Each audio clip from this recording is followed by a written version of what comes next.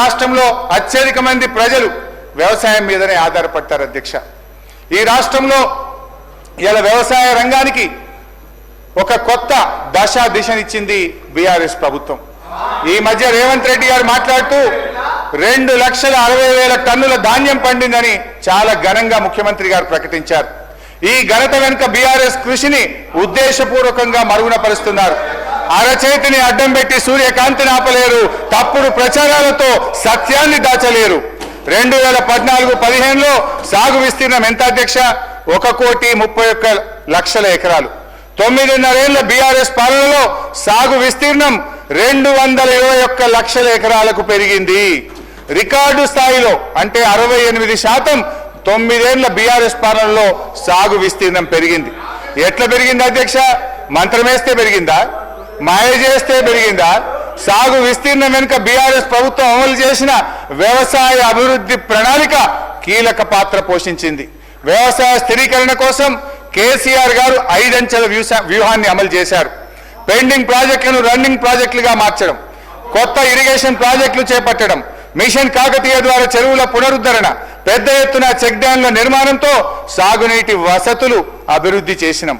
Current కోతల కష్టాలకు తెరదించి రైతులకు నాణ్యమైన 24 గంటల ఉచిత విద్యుత్తును సరఫరా చేశాం. ప్రపంచంలో ఎక్కడ లేని విధంగా రైతులకు పెట్టుబడి సాయం అందించడానికి రైతు బంధు పథకాన్ని ప్రారంభించి అమలు చేశారు కేసీఆర్ గారు. ఐక్యరాజ్య సమితి సైతం ప్రశంసించిన ఈ పథకం కేంద్ర ప్రభుత్వ పీఎం కిసాన్ కు కూడా మార్గదర్శకమైంది. బీఆర్ఎస్ హయాంలో 73,000 కోట్ల రూపాయలను నేరుగా రైతుల ఖాతాల్లో జమ చేసి రైతు బంధు కింద రికార్డు సృష్టించింది బీఆర్ఎస్ ప్రభుత్వం. వరి నుండి జొన్నల దాకా పండిన ప్రతి పంట చివరి గింజ దాకా కొన్నాం. ఏ రైతైనా ఏ కారణం చేతనైనా మరణిస్తే 5 లక్షల రూపాయల ఉచిత బీమా పథకాన్ని, రైతు బీమాను కూడా తెచ్చాం. బిల్లులు లేకుండా కరెంట్ ఇచ్చాం, పన్నులు లేకుండా సాగునీరు అందించాం. ఇట్లా ఇంకెన్నో చేసిన అధ్యక్ష. బీఆర్ఎస్ హయాంలో ఏం చేయకుండానే సాగు విస్తీర్ణం దానికదే పెరిగిందని ఈ ప్రభుత్వం సత్యదూరమైన ప్రచారం చేస్తుంది. చెప్పేవాడికి చెవుడైనా వినేవాడికి వివేకం ఉంటుంది అధ్యక్ష. బీఆర్ఎస్ కృషి వల్ల సాగు విస్తీర్ణం పెరిగితే కాంగ్రెస్ ప్రభుత్వం యొక్క అసమర్థత వల్ల లక్షల ఎకరాల్లో నేడు పంట ఎండిపోతా ఉంది. పక్క రాష్ట్రం నీళ్లు దోచుకుపోతుంటే నీళ్లు నమిలారే తప్ప నిరోధించలేకపోయారు.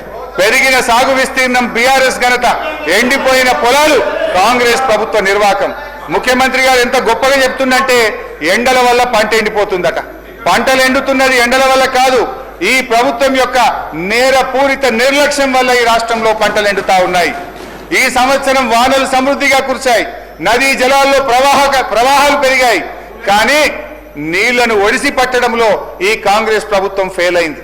ఎంత దారుణం అంటే అధ్యక్ష, దేవాదుల ప్రాజెక్టుకు సంబంధించి 6 కోట్ల ఓఎండ్ఎం బిల్లులు చెల్లించక ఈ రోజు 600 కోట్ల విలువైన పంట వరంగల్ జిల్లాలో ఎండిపోతా ఉంది అధ్యక్ష. 33 రోజులు మోటార్లు ఆలస్యంగా స్టార్ట్ చేశారు.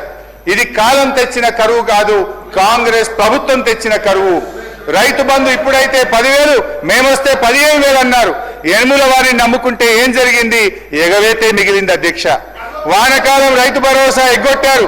యాసంగిలో 15,000 ఇవ్వాల్సిన భరోసా 12,000 కుదించారు. ఇది కూడా కొందరి రైతుల ఖాతాల్లోనే వేశారు. రైతు కూలీలకు భరోసా లేదు, కౌలు రైతుల ప్రస్తావన లేదు. చేతు గుర్తు వారి చేతగాని పాలనలో రైతు మళ్ళీ అప్పు కోసం చెయ్యి చాపాల్సి వస్తుంది అధ్యక్ష. రుణమాఫీ అధ్యక్ష, స్టేట్ లెవెల్ బ్యాంకర్స్ మీటింగ్ లో సంపూర్ణ రుణమాఫీకి ఎంత కావాలంటే 49,500 కోట్ల రూపాయలని చెప్పారు. ఆ రోజు ముఖ్యమంత్రి గారు చాలా గొప్పగా చెప్పారు.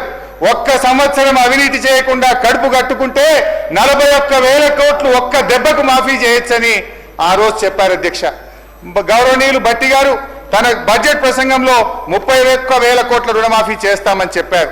ఈ బడ్జెట్ లోనేమో 20,000 కోట్లు ఇచ్చామంటున్నారు. వాస్తవంగా అయితే అది 15,000-16,000 కోట్లు కూడా చేరలేదు అధ్యక్ష. వాస్తవం ఏమిటంటే అధ్యక్ష, రైతు ఇంటికి బ్యాంకుకు మధ్య ఇంకా తిరుగుతూనే ఉన్నాడు. చివరికి రైతుకు మిగిలింది ఒడవని దుఃఖం, తీరని అప్పు అధ్యక్ష. ఇంకా బాగా అర్థం చేసుకోవాలంటే ఇది వ్యవసాయ శాఖ అధికారుల నుంచి తీసుకున్న లెక్కే చెప్తున్నాను అధ్యక్ష. నా సిద్దిపేట నియోజకవర్గంలో పరిస్థితిని ఈ రాష్ట్ర ప్రజలకు అర్థం కావడానికి, రైతాంగానికి అర్థం కావడానికి ఒక ఉదాహరణగా చెప్తున్నా అధ్యక్ష. నా సిద్దిపేట నియోజకవర్గంలో బ్యాంకుల్లో అప్పు తీసుకున్న రైతులు 43,363 మంది. రుణమాఫీ అయ్యింది 20,514. రుణమాఫీ కానటువంటి రైతులు 22,849. అంటే అయింది తక్కువ, కానటువంటి రైతుల సంఖ్య ఎక్కువ. ఇందులో అధ్యక్ష 2 లక్షల లోపు రుణం ఉండి కూడా కానటువంటి రైతుల సంఖ్య 10,212 ఉండడం గమనార్హం. Please note this point. 2 లక్షల లోపు రుణం ఉండి కూడా మాఫీ కానటువంటి రైతులు ఒక్క నా సిద్దిపేట నియోజకవర్గంలో 10,212 మంది ఉన్నారు అధ్యక్ష. కానీ ప్రభుత్వం ఇంకా రుణమాఫీ అయిపోయిందని చెప్తున్నారు అధ్యక్ష. ఇకపోతే అధ్యక్ష 2 లక్షల మీద రుణం ఉన్న వాళ్ళ సంగతి, పాపం వాళ్ళ పరిస్థితి అయితే చాలా ఆందోళనకరంగా ఉంది అధ్యక్ష.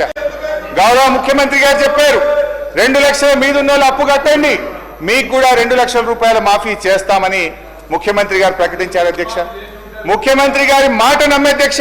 నా నియోజకవర్గం ఉదాహరణ కోసం ఒక 2-3 పేర్లు చెప్తే చాలా ఉన్నాయి. కానీ గుర్రాలగొంది గ్రామంలో శ్రీనివాస్ రెడ్డి అనే రైతు యూబీఐ బ్యాంకులో 30 ఆగస్టు 2024 నాడు 2 లక్షల మీద ఉన్న 50,000 కట్టిండి అధ్యక్ష.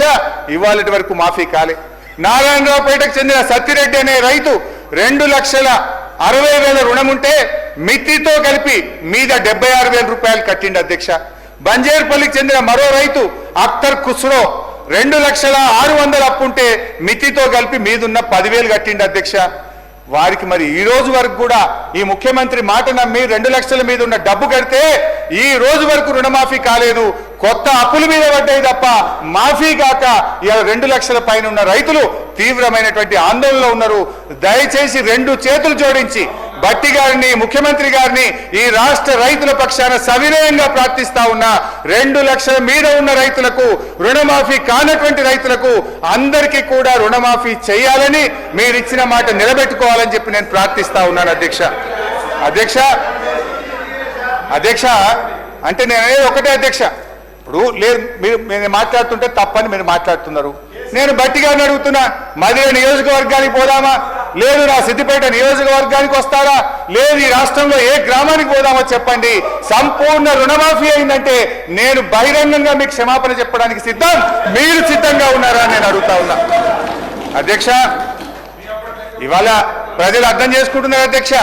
ముఖ్యమంత్రి గారు ఆ రోజు ఏం చెప్పిండు అధ్యక్ష? 1 సంవత్సరం కడుపు కట్టుకుంటే ఒక్క సంవత్సరం కడుపు కట్టుకుంటే రుణమాఫీ అవుతుందన్నారు అధ్యక్ష. ఇవాళ కడుపు కట్టుకుంది ఎవరో, అవినీతి ఆకలి అవుతుంది ఎవరికో ఇవాళ వాళ్ళకే తెలియాలి అధ్యక్ష. నీటిపారుదల రంగం గత బడ్జెట్లో మీరు ఆన్గోయింగ్ ప్రాజెక్టులు పూర్తి చేస్తామన్నారు అధ్యక్ష.